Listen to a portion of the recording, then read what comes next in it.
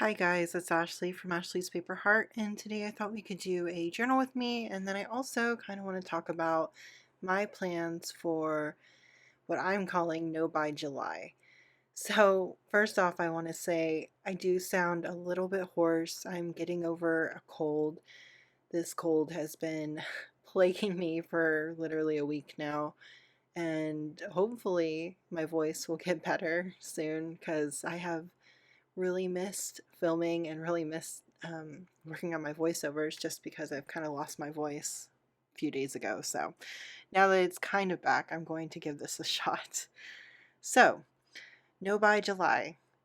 I I want to go ahead and kind of explain my reasoning by trying to do a no buy, um, and what my reasons are and what I'm going to do to try to help myself be more successful.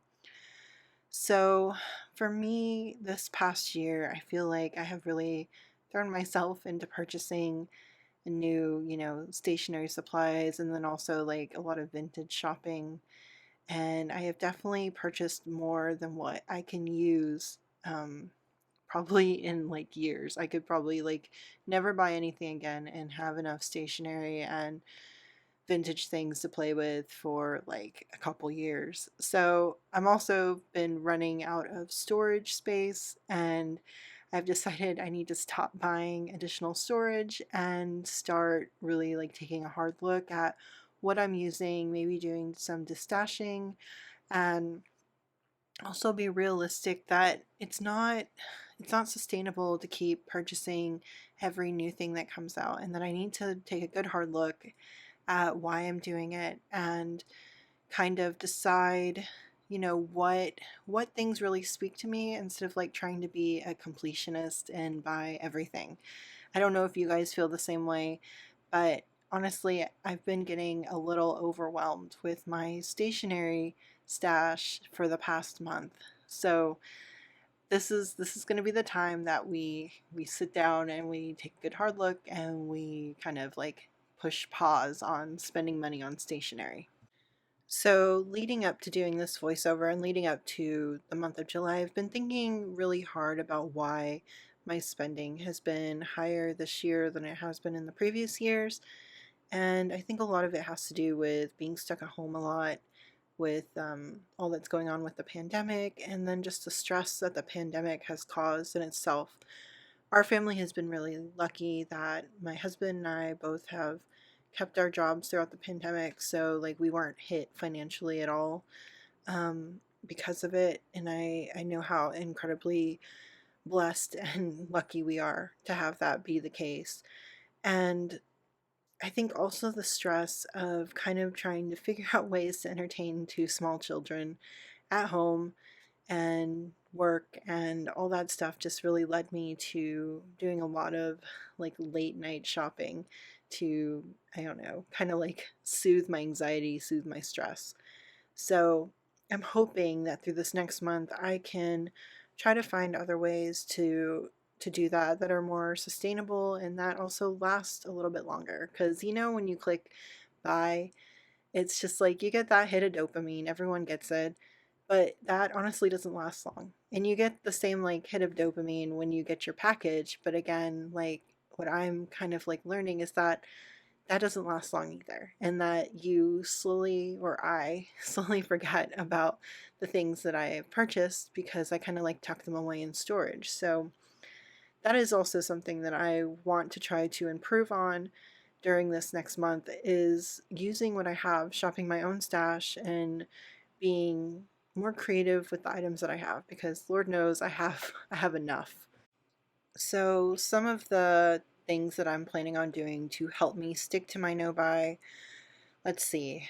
One, I am going to spend more time creating and less time browsing on the interwebs for things.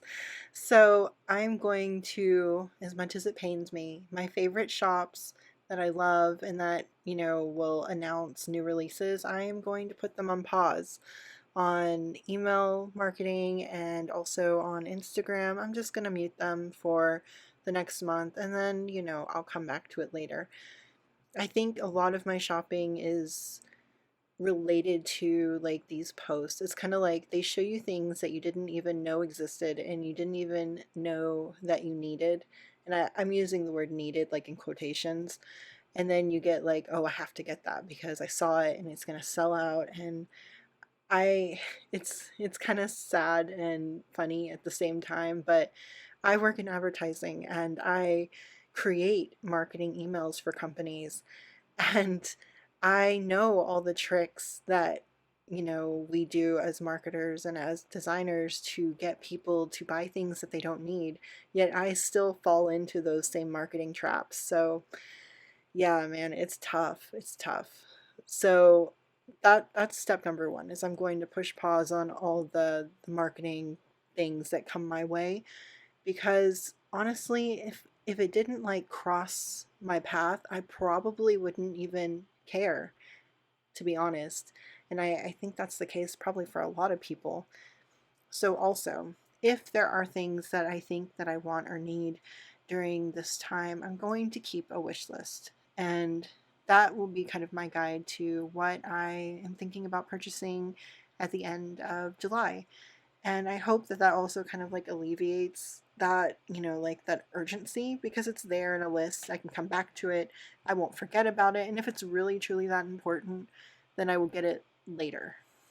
Something else that I'm going to use that I think will help me throughout this next month is that I do have some larger purchases that I really want to make, and I can't do that if I'm constantly buying stationery.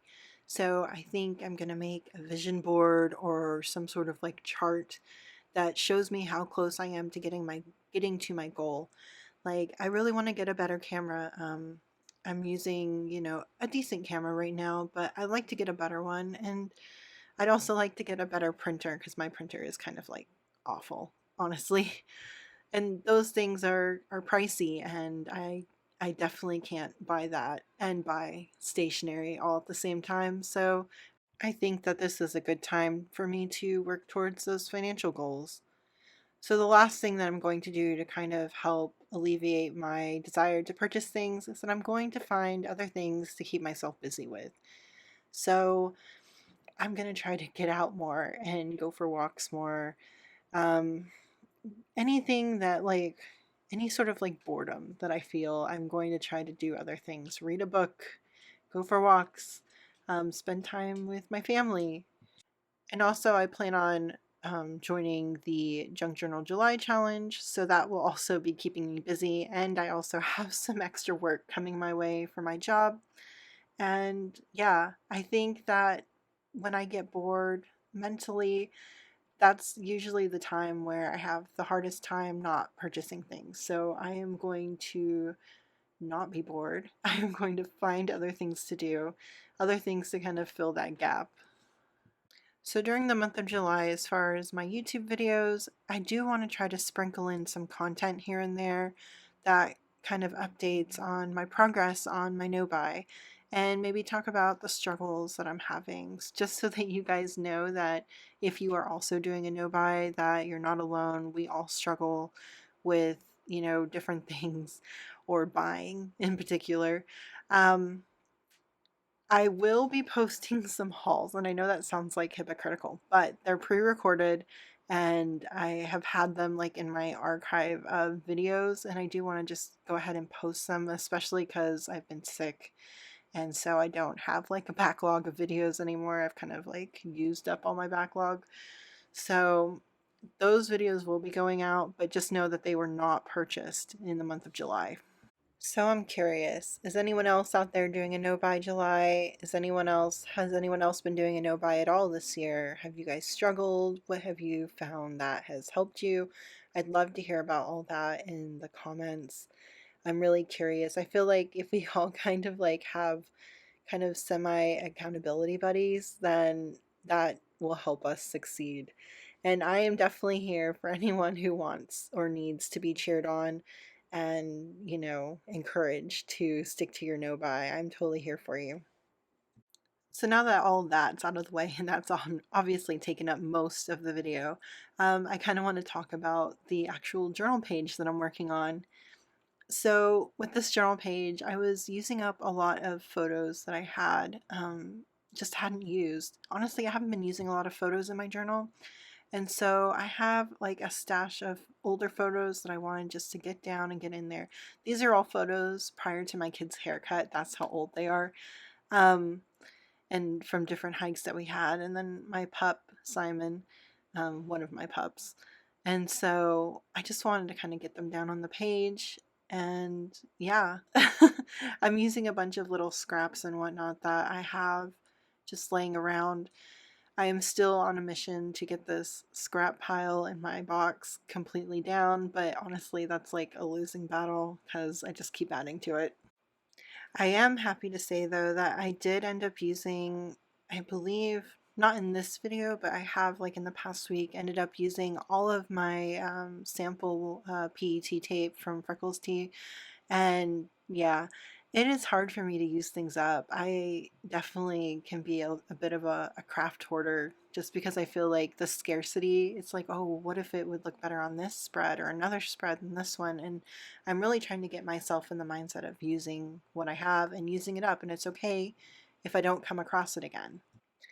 So now that we're getting towards the end of the video, I just want to say thank you guys so much for hanging out with me. I really enjoy making these videos for you. I enjoy spending time with you guys and talking with you in the comments. I hope that if you choose to do a no-buy, that you are successful. And if you need an accountability buddy, if you need someone to cheer you on, reach out to me on Instagram. I'm always there in the DMs, ready to give you a few words of encouragement. So, with that being said, I'll see you guys later. Bye.